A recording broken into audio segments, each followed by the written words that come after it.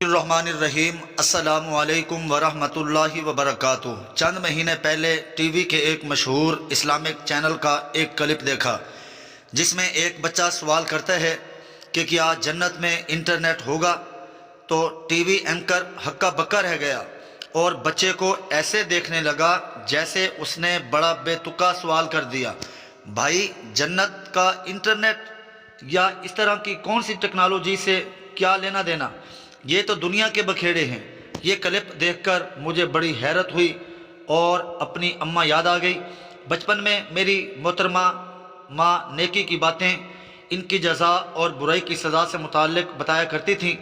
ان باتوں میں ایک یہ بھی تھی کہ جنت میں آپ جو خواہش کرو گے وہ پوری ہوگی، آپ جو سوچو گے وہ آپ کے سامنے آ جائے گا۔ بچپن میں کھانا پینا ہی سب سے بڑا اثاثہ ہوتا ہے۔ سوچ سمجھانے کے لیے کہتی، اگر تم کچھ کھانا چاہو گے تو وہ تمہارے پاس آ جائے گا، جیسے کوئی پھل، فروٹ یا کوئی بھی چیز، یعنی آپ کو اس کے لیے کوئی مشقت یا دوڑ دھوپ نہیں کرنی پڑے گی، بس ادھر خواہش کی ادھر پوری ہو گئی۔ اس وقت تو ایسے ماحول کا فقط تصور ہی کیا جا سکتا تھا، لیکن ایک بات ضرور ہے کہ یقین سا ہوتا تھا کہ ایسا ہی ہوگا، پر کیسے ہوگا اس کا کوئی آئیڈیا نہیں تھا۔ لیکن اب ٹیکنالوجی میں ترقی کے ساتھ یہ باتیں پریکٹیکل لگتی ہیں۔ سب سے پہلے تو ٹی وی ریموٹ کنٹرول کی آمد اور دور سے اس کے بٹن دبانے سے ٹی وی کھلتا یا بند ہوتا تھا یا اس کے دوسرے بٹن کام کرتے تھے۔ پھر کئی اور چیزوں میں اس کا عمل دخل آ گیا، جیسے کھلونے، گاڑیاں، پھر کھلونے، جہاز، اور چند سال سے بڑے بڑے ڈرون ریموٹ کنٹرول ٹیکنالوجی سے چلائے جانے لگے۔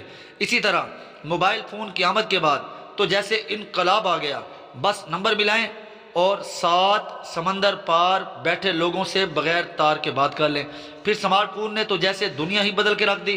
ساتھ ہی آواز یعنی وائس کمانڈ اور حرکت یعنی موشن سینسر سے چیزوں کو چلانے والی ٹیکنالوجی آ گئی، جس نے ریموٹ کنٹرول کو جیسے چھٹی دے دی۔ اب ادھر آپ نے زبان سے حکم نکالا، وہاں حکم کی تعمیل ہونے لگی۔ آج کل آپ اپنے بہت سے ڈیوائسز کمانڈ سے چلاتے ہیں، جن میں بلب، پنکھے، دروازے اور بہت ساری دوسری اشیاء آپ کے زبان سے نکلے حکم پر چلتی اور بند ہوتی ہیں۔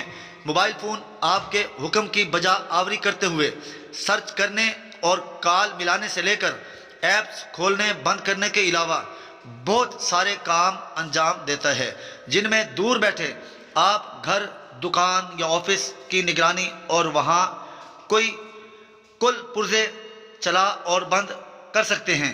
ٹیکنالوجی کی ترقی اور اس کی قبولیت ہمارے دور کی بڑی کامیابی ہے۔ اس وقت دنیا کو گلوبل ولیج کہا جاتا ہے۔ اگر دنیا میں کہیں بھی کوئی اہم واقعہ یا کوئی دریافت ہوتی ہے تو عموماً چند منٹوں میں دنیا کے ہر کونے میں اس کی آگاہی مل جاتی ہے، اور پھر لوگوں کو یقین بھی ہو جاتا ہے یہ ممکن ہے۔ آج کل معذور لوگوں کو مصنوعی اعضاء لگائے جا رہے ہیں جو اعصابی نظام سے جوڑ دیے جاتے ہیں۔ اس طرح انسان اپنی سوچ کے ذریعے اصل اعضاء کی طرح انہیں حرکت دیتا ہے۔ اس ٹیکنالوجی کو نیورل لنک کہا جا رہا ہے، اور اس کے عام ہونے کے بعد شاید ہر انسان اپنی سوچ کی مدد سے وہی کچھ عام زندگی میں کر سکے گا جو وہ آج کل وائس کمانڈ سے کر رہا ہے، جیسے بلب، پنکھا، ٹی وی وغیرہ کھولنے اور بند کرنے، یا کوئی بھی کام کرنے کے لیے آپ فقط سوچیں گے اور وہ ہو جائے گا۔ یہ تو انسانی سوچ اور کھوج ہے جو اتنی شاندار ٹیکنالوجی بنا کر انسانی زندگی کو سہل بنا رہی ہے۔ لیکن اللہ جس نے اس کائنات اور انسان کو تخلیق کیا، اس کی ٹیکنالوجی یقیناً بہت ایڈوانس ہوگی، بلکہ اگر کہا جائے کہ وہ ٹیکنالوجی کی انتہا ہوگی جس کے ذریعے جنت میں انسان جو خواہش کرے گا وہ فوراً پوری ہو جائے گی۔ ایسی ٹیکنالوجی کی مثالیں 1400 سال پہلے سے ہمارے سامنے ہیں، لیکن ہم اپنے ذہن و خیال کی پستی کی وجہ سے ان کی بلندی اور روح تک نہیں پہنچ پاتے۔ چند ایک درج ذیل ہیں۔ نمبر 1، واقعہ معراج۔ واقعہ معراج بجائے خود ٹیکنالوجی کا شاہکار تھا، جس میں حضرت محمد صلی اللہ علیہ وآلہ وصحبہ وسلم کو ٹائم اور سپیس کی حدود سے نکل کر کائنات کی انتہا تک کا سفر رات کے چند لمحوں میں کرایا گیا۔ آج کل ایسی ہی ٹیکنالوجی پر سائنسدان کام کر رہے ہیں، جیسے ورم ہول کہا جا رہا ہے، اور اس کا تھیم یہی ہے کہ اگر انسان اس میں کامیاب ہو گیا تو دنیا کے چند گھنٹوں کے اندر کسی گلیکسی کی سیر ممکن ہو جائے گی، لیکن اس عمل میں لانے میں شاید ابھی کئی صدیاں یا ہزاروں سال لگ جائیں۔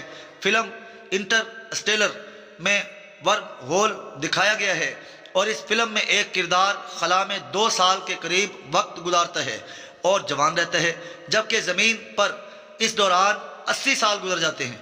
نمبر 2، معراج سے واپسی پر مکہ مکرمہ میں حضرت محمد صلی اللہ علیہ وسلم سے جب بیت المقدس کی تفاصیل پوچھی گئی تو بیت المقدس آپ صلی اللہ علیہ وآلہ وسلم کے سامنے لا کر رکھ دی گئی، اور آپ صلی اللہ علیہ وسلم نے دیکھ دیکھ کر اس کی ساری تفصیل بیان کر دی۔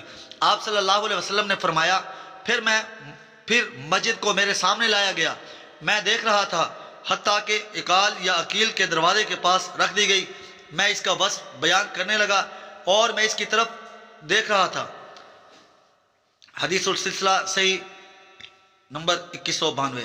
شاید یہ بیت المقدس کا کوئی high tech multi dimensional hologram تھا جو آپ صلی اللہ علیہ وسلم کے سامنے رکھ دیا گیا، جیسے دیکھ کر آپ نے القدس کی تفصیلات بتائی ہوں گی۔ ہولوگرام کسی چیز کا ورچوئل 3D ماڈل ہے جسے آپ کسی سکرین کے مقابلے سامنے کی بجائے چاروں طرف سے دیکھ سکتے ہیں۔ ہولوگرام پر کامیابی سے تجربات جاری ہیں۔ ہولوگرام کو آپ سٹار وار مووی میں دیکھ کر اندازہ لگا سکتے ہیں کہ یہ کیا ہوتا ہے۔ نمبر 3، واقعہ معراج ہی کے دوران آسمان کی بلندیوں سے حضرت محمد صلی اللہ علیہ وآلہ وسلم کو 4 نہریں نظر آئیں، جن میں سے 2 کے متعلق انہیں بتایا گیا کہ یہ دریائے نیل و فرات ہیں۔ صحیح بخاری۔ انٹرنیشنل خلائی اسٹیشن سے نظر آنے والے زمینی اجسام میں دریائے نیل اور فرات بھی شامل ہیں، جبکہ یہی بات حضرت محمد صلی اللہ علیہ وآلہ وسلم 1400 سال پہلے بتا گئے۔ کیا اس وقت کوئی تصور کر سکتا تھا کہ صدیوں بعد خلا سے کبھی انہی چیزوں کو اس طرح دیکھا جائے گا؟ کیا اب بھی واقعہ معراج اور اس کی ٹیکنالوجیکل کمال میں کوئی شک رہ جاتا ہے؟ نمبر 4، قیامت کے دن جہاں اگلے پچھلے اربوں خربوں انسان ایک ہی میدان میں جمع ہوں گے، اور وہاں کے لیے کہا گیا ہے کہ جہنم کو گناہ گاروں کے سامنے لایا جائے گا، اور وہ دن ہوگا جب ہم جہنم کو کافروں کے سامنے لائیں گے۔ القرآن سورۃ القاف آیت نمبر 100۔ یہ کیسے ممکن ہوگا جبکہ حدیث کے مطابق اس کی تپش 500 سال دور سے محسوس کی جا سکے گی، یعنی جہنم شاید سورج سے کہیں زیادہ گرم اور بڑی ہوگی، جب ہی اس کی تپش اتنا دور سے محسوس کی جا سکے گی۔ شاید قیامت کے دن بھی کوئی ملٹی ڈائمینشنل ہولوگرام ہوگا، یا ملین گیگا بائٹ سپیڈ کے ساتھ کوئی بہت بڑی اسکرین جس پر جہنمیوں کو جہنم جانے سے پہلے میدان محشر میں ہی جہنم دکھائی جائے گی۔ میدان حشر میں جنتی بھی ہوں گے، اور اسی طرح جنت ان کے سامنے لائی جائے گی، اور جنت متقین کے قریب لے آئی جائے گی، کچھ بھی دور نہ ہوگی۔ سورۃ قاف آیت نمبر 31۔ یا شاید اگلے جہان میں ٹائم اور سپیس کے ڈومینیشن ہماری دنیا سے مختلف ہوں گے، اور جس طرح آج کل دنیا گلوبل ولیج ہے، اسی طرح آخرت میں دوریوں کے باوجود فاصلے سکڑ جائیں گے۔ اس کا صحیح تصور کرنا تو شاید ممکن نہ ہو، لیکن جادوئی فلموں جیسے ہیری پوٹر وغیرہ دیکھنے سے ایسی باتوں کا تصور کیا جا سکتا ہے، جس میں اداکار ایک پردے کے اس پار جاتے ہیں تو دوسری دنیا میں پہنچ جاتے ہیں۔ نمبر 5، روز محشر نامہ اعمال ہاتھ میں تھما دیا جائے گا، جس میں زندگی بھر کی گئی ذرہ برابر نیکی اور ذرہ برابر برائی درج ہوگی۔ سورۃ زلزال۔ دنیا میں لوگوں کی بائیوگرافی کی کتب، جن میں ان لوگوں کی زندگی کے فقط خاص احوال درج ہوتے ہیں، کئی 100 صفحات پر مشتمل ہوتی ہے، جبکہ نامہ اعمال میں انسان کی زندگی کے لمحے لمحے کی داستان ہوگی۔ تو آپ اندازہ کیجئے کہ کتنی ضخیم کتاب ہوگی۔ کیا یہ کوئی کاغذ والی کتاب ہوگی؟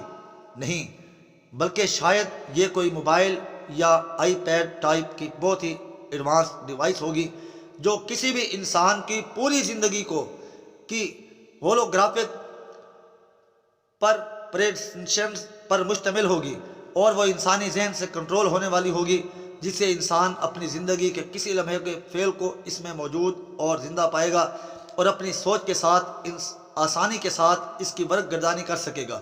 نمبر 3، جب جنت اور جہنم آباد ہو جائیں گے تب ان کے باسی ایک دوسرے سے مکالمہ بھی کریں گے۔ سورہ اعراف آیت نمبر 44 سے 50۔ حدیث میں ہے کہ جنت کے 100 درجے ہیں اور ہر درجے کے درمیان اتنا ہی فاصلہ ہے جتنا آسمان اور زمین کے درمیان ہے۔ جامع ترمذی و دیگر کتب۔ اور بہت سی جنتیں ہیں، صحیح بخاری۔ اس سے لگتا ہے کہ جنت شاید سینکڑوں سیاروں پر مشتمل ہوگی اور ایک پوری کائنات ہوگی۔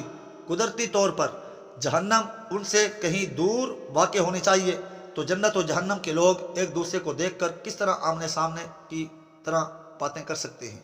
میرے خیال میں یہ رابطہ بھی کسی بہت بڑی اور طاقتور لیکن دو طرفہ اسکرین کے ذریعے ہوگا، جو انتہائی ہائی ٹیک انٹرنیٹ سے منسلک ہوگی، اور دونوں طرف کے لوگ بالکل آمنے سامنے کی طرح ایک دوسرے سے باتیں کر سکیں گے۔ نمبر 7، جنتیوں کو محلات اور سلطنتیں یا جگیریں عطا ہوں گی۔ حدیث کا مفہوم ہے کہ جنتی اپنے خیمے یعنی یا محل کے سب حصوں کو دیکھ سکے گا جبکہ دیگر لوگ نہ دیکھ پائیں گے۔ شاید جتنی اپنی اپنی سلطنتوں کو ہائی ٹیک CCTV کی مدد سے مانیٹرنگ کر سکیں گے، کیونکہ جنت زمین کی طرح محدود نہ ہوگی بلکہ اس کی وسعت آسمانوں اور زمین جتنی ہوگی، بلکہ وہ وقت ٹیکنالوجی کا شاہکار ہوگا اور اس وقت کی کائنات جنتیوں کی سیرگاہ ہوگی۔ اس لیے آج کل کے نوجوانوں سے میری گزارش ہے کہ انٹرنیٹ پر گیم کھیل کر اور دیگر فضول چیزوں پر اپنا وقت برباد کرنے کی بجائے جنت کی تیاری کریں، جہاں کی انٹرنیٹ لامحدود اور کائنات کی وسعتوں کو چھوتی ہوگی۔ دوڑو اور ایک دوسرے سے آگے بڑھنے کی کوشش کرو، اپنے رب کی مغفرت اور اس جنت کی طرف جس کی وسعت آسمان و زمین جیسی ہے، جو مہیا کی گئی ہے ان لوگوں کے لیے جو اللہ اور اس کے رسولوں پر ایمان لائے ہوں۔ یہ اللہ کا فضل ہے، جسے چاہتا ہے عطا فرماتا ہے، اور اللہ بڑے فضل والے ہے۔ سورۃ الحدید آیت نمبر 21۔ واللہ اعلم بالصواب۔ ربنا تقبل منا انک انت السمیع العلیم۔